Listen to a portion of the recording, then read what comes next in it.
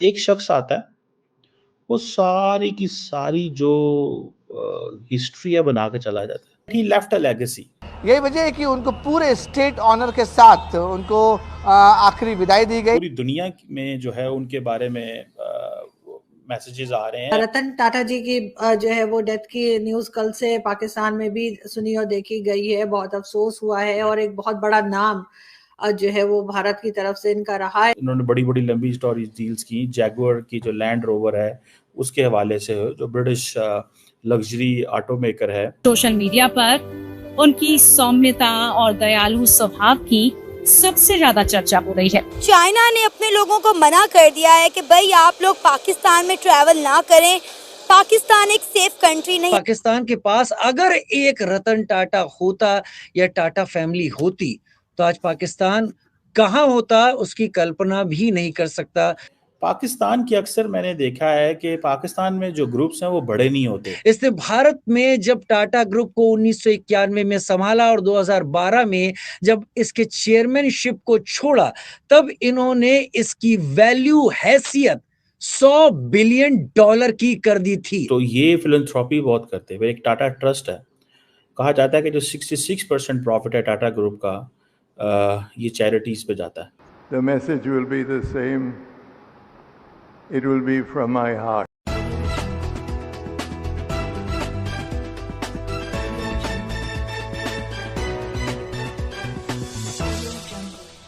भारत की एक बहुत बड़ी इंडस्ट्री है टाटा इंडस्ट्रीज। उसके जो चेयरमैन हैं, चेयरमैन एमरेटस उनको कहा जाता था, और रतन टाटा, वो एक्सपायर्ड और उनकी 86 इयर्स एज थी। इंडस्ट्रियल थे, इंडिया के लीडिंग इंडस्ट्रीज। मतलब कहा जाता है कि इंडिया की जो सबसे बड़ी, वन ऑफ द बिगेस्ट जो कॉन्ग्लोमरेट होता है, जो कि 1991 से लेके 2012 तक वो रहे हैं। और उनकी जो खूबी थी वो ये थी कि he was a business leader but with a vision. और पूरी दुनिया में जो है उनके बारे में मैसेजेस आ रहे हैं। और उनकी जो फैमिली है, दे आर ज़ोरेस्ट्रियंस। और उन्होंने जो टाटा ग्रुप है वो तकरीबन 1937 में 1937 में जो है वो आया, बना। और मैं तो जिस चीज़ को, अभी 2024 है, तकरीबन 100 साल होने को हैं, लेकिन इंटरेस्टिंग चीज़ ये है जो जिस पर मैं बात करना चाहता हूँ, that he left a legacy. Pakistan की अक्सर मैंने देखा है कि पाकिस्तान में जो ग्रुप्स हैं वो बड़े नहीं होते। और वो शायद ग्रुप इसलिए बड़े नहीं होते कि जो हमारे बिजनेसमैन हैं वो बोर्ड्स नहीं बनाते। वो बोर्ड्स बनाने से मुराद ये है कि वो उस तरह चीज़ें नहीं करते जिस तरह शायद करनी चाहिए। शायद मुझे जो याद आता है या जो मुझे जो समझ आता है कि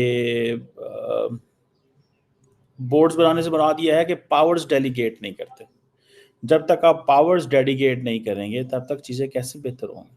अब एक ग्रुप बना 1937 में, ठीक है जी, इंडिया के अंदर टाटा ग्रुप। और इन्होंने तकरीबन 1962 में जो कंपनी ज्वाइन की, 5वें चेयरमैन थे 1991 के अंदर।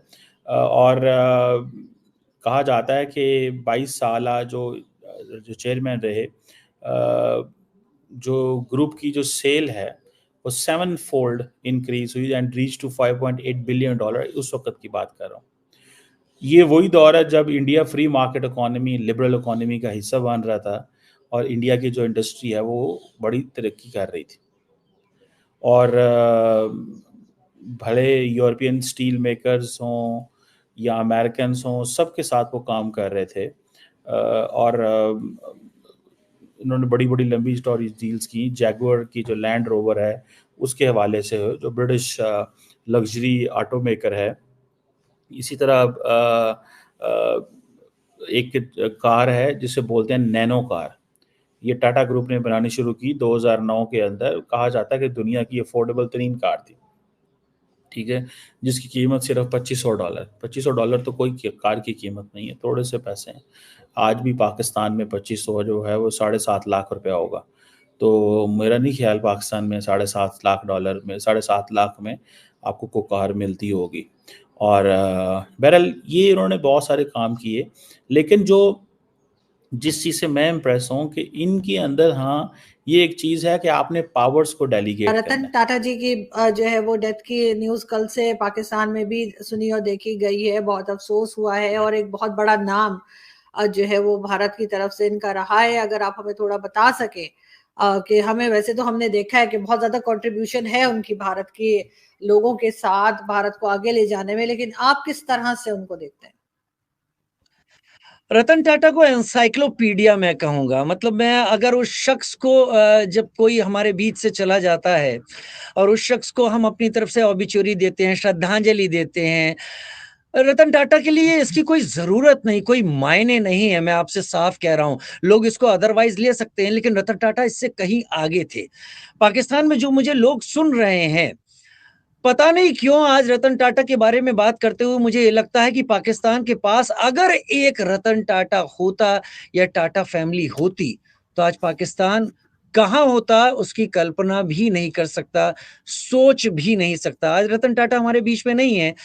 86 साल की उनकी उम्र हो गई थी।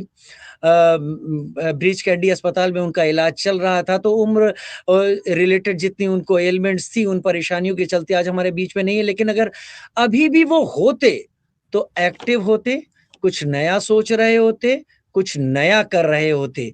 बहुत छोटी-सी चीज़ से मैं आपको बताना चाहूँगा रतन टाटा क्या थे और रतन टाटा के जो पुरखे थे वो क्या थे।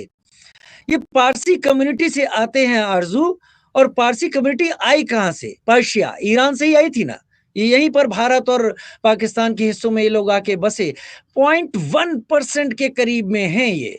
और इस एक शख्स ने जो इस कम्युनिटी को रिप्रेजेंट करता है, इसने भारत में जब टाटा ग्रुप को 1991 में संभाला और 2012 में जब इसके चेयरमैनशिप को छोड़ा, तब इन्होंने इसकी वैल्यू, हैसियत $100 बिलियन की कर दी थी। नमस्कार दोस्तों, आज की एक और नई वीडियो में आपका स्वागत है। और जिस तरह से रतन टाटा जी इस दुनिया को छोड़ के अब चले गए हैं और उसके ऊपर से पाकिस्तान का मीडिया जो है वो बात कर रहा है।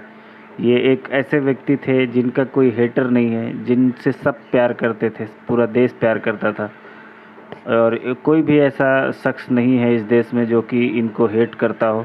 और सेम चीज़ आपको पाकिस्तान मीडिया में भी देखने को मिलेगी। इनको जो लोग जानते हैं, जो इनका काम जानते हैं, वो कोई भी इनको जो है वो ऐसा व्यक्ति नहीं है जो नापसंद करता हो। सारे लोगों के दिल में बैठे हुए हैं ये, और पूरी दुनिया में इनका नाम था। और भारत के तो हर घर में, हर कोने में टाटा हैं, क्योंकि कोई ऐसी चीज़ बची नहीं है जो इन्होंने बनाई ना हो देश के लिए, देश के लोगों के लिए। सब कुछ बनाया, जितना जिए देश के लिए जिए, और जितना कुछ किया देश के लिए किया। ना खुद की पर्सनल कोई फैमिली, ना कुछ, सिर्फ देश के लिए लगे रहे। पूरा जो अपना जीवन है वो देश के नाम पे खपा दिया। ना कोई जो जितना कमाया वो भी सारा का सारा देश को ही दे दिया, देश के लोगों को दे दिया, जो ज़रूरतमंद थे, गरीब थे, उनको दे दिया। तो इनके बारे में कुछ कहना जो है वो जितना भी बोलोगे आप कम ही है। और बस ये अब जहाँ पे भी हैं, भगवान इनकी आत्मा को शांति दे। हम लोग बस इतना ही कह सकते हैं।